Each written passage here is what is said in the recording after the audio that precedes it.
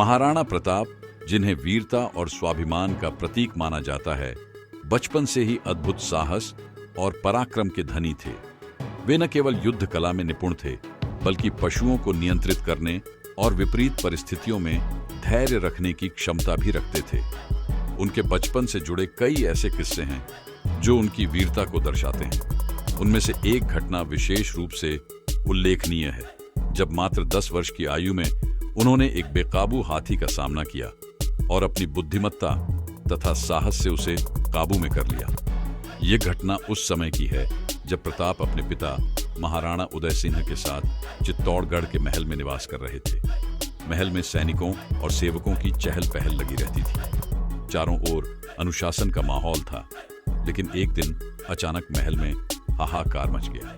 राजमहल के द्वार पर एक विशालकाय हाथी आ गया था, जो पूरी तरह बेकाबू था। यह हाथी युद्ध के लिए प्रशिक्षित किया जा रहा था, लेकिन किसी कारणवश उसका स्वभाव आक्रामक हो गया था। जैसे ही उसने अपनी जंजीरों को तोड़ा, वह गुस्से में महल के भीतर दौड़ पड़ा। हाथी अपनी सूंड से चीजों को इधर उधर फेंकने लगा। उसके पैरों के नीचे आकर कई वस्तुएं चकनाचूर हो गईं। महल के अंदर अफरा तफरी मच गई। सैनिकों ने उसे रोकने की कोशिश की, लेकिन हाथी का विशालकाय शरीर और उसकी शक्ति के सामने वे असहाय थे। कई लोग डरकर भागने लगे। जब यह खबर महल के अंदर पहुंची, तब प्रताप अपनी माता जयवंताबाई के साथ राजमहल के एक कक्ष में थे। शोर शराबा सुनते ही वे तुरंत बाहर निकल आए। बालक प्रताप ने देखा कि महल में भय और दहशत का माहौल था। सैनिक भी इस हाथी को नियंत्रित करने में असफल हो रहे थे। प्रताप के स्वभाव में डर नाम की कोई चीज नहीं थी। उनके मन में यह विचार आया कि यदि इस हाथी को रोका नहीं गया तो यह महल को बहुत नुकसान पहुंचा सकता है। उन्होंने तुरंत स्थिति का आकलन किया और ठान लिया कि वे इसे नियंत्रित करेंगे। अपने पिता महाराणा उदय सिंह और महल के अन्य लोगों के मना करने के बावजूद प्रताप ने हाथी के सामने जाने का निर्णय लिया। प्रताप ने अपने छोटे भाले को कसकर पकड़ा और निडरता से हाथी की ओर बढ़े। सभी की आंखें उनकी ओर थीं। महल में मौजूद लोगों को यह समझ नहीं आ रहा था कि एक 10 वर्षीय बालक इस विशालकाय जानवर के सामने कैसे खड़ा हो सकता है। जैसे ही प्रताप हाथी के पास पहुंचे, हाथी ने गुस्से में अपनी सूंड उठाई और जोर से चिंघाड़ा। उसकी चिंगाड़ से महल की दीवारें तक गूंज उठीं। यह दृश्य देखकर कुछ लोग डर से आंखें बंद कर चुके थे, लेकिन प्रताप के चेहरे पर आत्मविश्वास था। उन्होंने बिना किसी डर के हाथी की आंखों में देखा। पशुओं को नियंत्रित करने की कला में महाराणा प्रताप को बचपन से ही रुचि थी।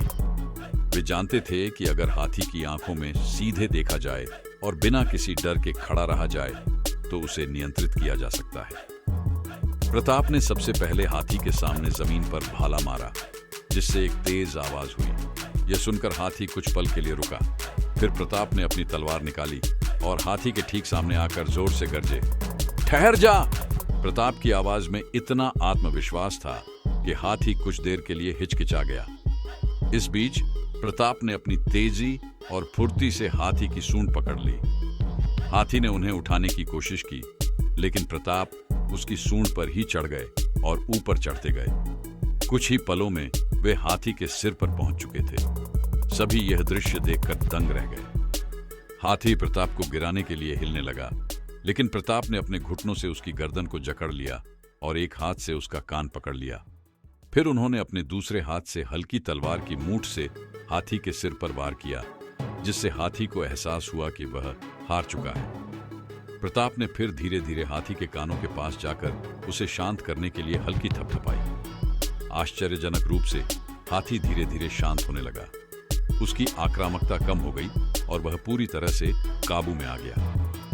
यह देखकर महल में खुशी की लहर दौड़ गई। महाराणा उदय सिंह और सभी दरबारी प्रताप की इस वीरता को देखकर हैरान थे। सैनिकों ने तालियां बजाकर प्रताप की प्रशंसा की। इस घटना के बाद महाराणा उदय सिंह को यह यकीन हो गया कि प्रताप का जन्म एक सच्चे योद्धा के रूप में हुआ है। उनकी माता जयवंताबाई ने उन्हें गले लगाकर आशीर्वाद दिया। एक दरबारी ने महाराणा उदय सिंह से कहा, राजा साहब, ऐसा वीर बालक मेवाड़ को एक दिन महान योद्धा बनाएगा। इस पर उदय सिंह ने गर्व से उत्तर दिया, प्रताप केवल मेरा पुत्र नहीं, बल्कि मेवाड़ की आन बान और शान का प्रतीक है।